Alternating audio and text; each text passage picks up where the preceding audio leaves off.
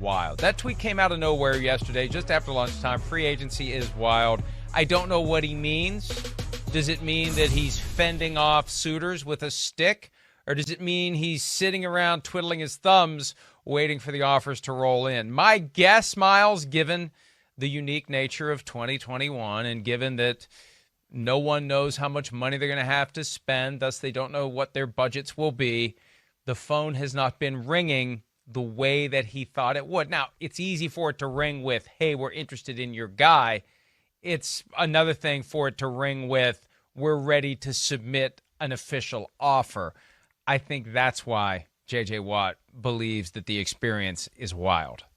Well, it could be that. It could be all the guys that are tweeting at him and wants, saying how much they want him to come play with them or whatnot. But I think you're right that the phone probably is not ringing as much as it would be with offers as it would be in a typical year, because you just don't know how much you can pay him. You don't know what the salary cap is. And because of that, you can't really budget what you might spend on free agents versus what you're going to need for the draft and all these different types of things. So yeah, I think at this point, J.J. Watt is a great name to be out there. He's still a very good, productive player. As long as he stays healthy, I think that he could definitely help a contender.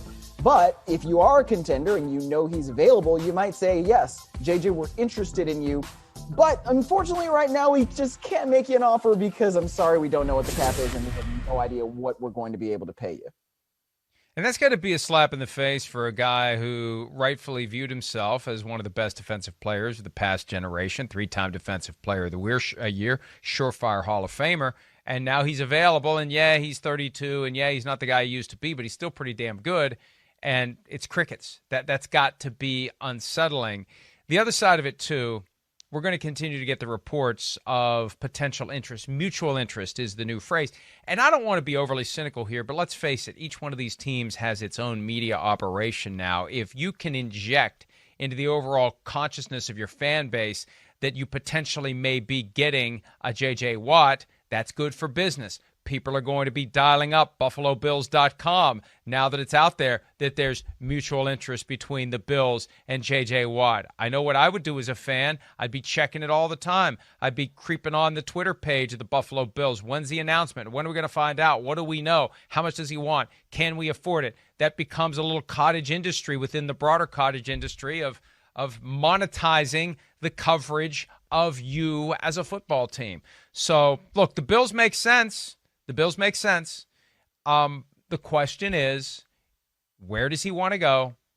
And does he care about what he makes this year? He's yet to say that, like Ben did, but I assume at some level, how's it not a factor? All things equal, I'll go to Green Bay, I'll go to Pittsburgh, I'll go to wherever. But things have to be equal first. And if there is one team that's putting a lot more money on the table, and there is no sure thing, there's no sure thing. All you know is it's a contender. We don't know how the dominoes are going to fall with injuries and bad calls and good calls and bounces of the ball and weird fluky things and weather. We don't know any of that. So you grab the most money you can. I got no problem with that. It's the American way. So it's just a strange spot that he's found himself in. The 33-day head start on free agency is now down to 27. And I don't know that after the first 6 days we're any closer to where we would have been last Friday. Well, I think, first of all, heck yeah, all things being equal, that's probably where he would want to go. And also, heck yeah, he probably cares about how much money he's going to make wherever he goes. But when it comes to the Bills, I think that the mutual interest makes sense, certainly. And the one good thing that, you're talking about the whole cottage industry of talking about your team and dialing up BuffaloBills.com, they could at least talk about J.J. Watt because he was released. Whereas, like we saw with John Gruden last month, where he goes on Richard Sherman's podcast because Richard Sherman's going to be an unrestricted free agent, that's tampering. Right now, they can talk all they want about J.J. Watt on any one of these official team sites because it's not tampering. So that definitely helps the case in terms of drumming up interest in what it might be like if J.J. Watt were to join that defensive line and maybe take that defense to the next level. The Bills can talk about J.J. Watt, and they did. The Steelers can talk about J.J. Watt. Kevin Colbert had a chance to do so yesterday, and he didn't. Here's what he had to say. We never talk about an individual potential negotiation. It's my job and our personnel department's job to know when a player gets cut and who that player is and how could he possibly fit into this.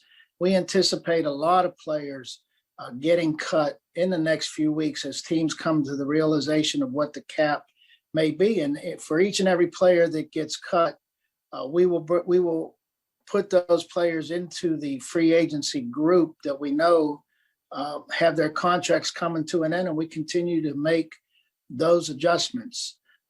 So TJ is our guy. Derek is with us. Whether or not we can ever add anybody, I'd hate to talk about it because it would be just speculation at this point. Something he said there caught my attention, Miles, and I remember the first time I was in a team facilities, whatever the room is, situation room, war room, whatever the cool word is, but they have the giant board, and you've got all the players by position on the roster on one side, and then you've got all the positions on the other side, and all the guys who are available just lined up, 10, 15 deep at every position. And that's the moment where it's like, my God, these guys really are fungible. And for the people who are pulling the strings and creating the roster, take one name off, put another name on. And those are human beings, but there's nothing like that setting to just see that they're not chess pieces, they're checkers pieces. They're all the same, right? So the point that Colbert made that caught my attention, there's going to be other guys who are cut. So why are we going to chase J.J. Watt when we don't know who else is out there? It's like if you're looking for a house and you buy the first one you like, and then the next day you open the paper and you see one that's 2 times better and half the price, and it's too late. So I think the Steelers and every other team, before they commit to Watt, they want to see who else is out there. Where's the surprise going to come from? Who's the guy that may be available that we're not thinking of, that a team may decide we just can't work something out, we have to cut this guy. So that's the big – it's nothing against J.J. Watt. There's going to be other – not J.J. Watts necessarily, but there's going to be a bunch of other guys, those little magnetic – those little magnet – whatever I'm trying – little steel plate – whatever. Yeah. There's going to be other guys. Let's just leave it at that. They know who we mean. And I think that's part of this. That's why they're waiting. Okay, Mike, you showed your age there 2 times. A, with calling them the magnets. Like, they just use computer programs now, man. And the second thing no, is... they have a big board. They have a big board with magnets. Magnets are involved. Sometimes they're involved, but the teams I've worked at, it's just a computer program. And then you're talking about opening the paper and finding another house listing, bro. Everything is online now. You don't open the paper and look for a house. I'm aware of Zillow. Yes, exactly. Zillow, Trulia, all those places, they're great. But yeah, I think the bigger point is, like you were saying, there are going to be a lot of other veterans that are going to be cut. And so there could be somebody else that actually might be a better fit for a team like the Steelers than somebody like J.J. Watt, just because his brothers happen to be on the team. And so from that perspective, you're not necessarily wanting to chase somebody like a J.J. Watt just because he's a big name. You want to get the guy that is right for you. And I think that's something the Steelers have done historically pretty darn well. They get guys who fit their system and fit their brand and fit exactly what Steelers football is. So because of that, I think you're right. I don't know that J.J. Watt is somebody that they want to chase. By the way, now that I remember it more clearly, it wasn't magnets. It was a giant touch screen. So there's that. All right, let's take a quick break. Another guy who we know will be available in free agency, but he's not free yet, as you mentioned earlier, Miles, as it relates to John Gruden. But until then, the Minnesota Wild. Taking a look at J.J. Watt. Free agency is wild. Minnesota Wild. Makes sense.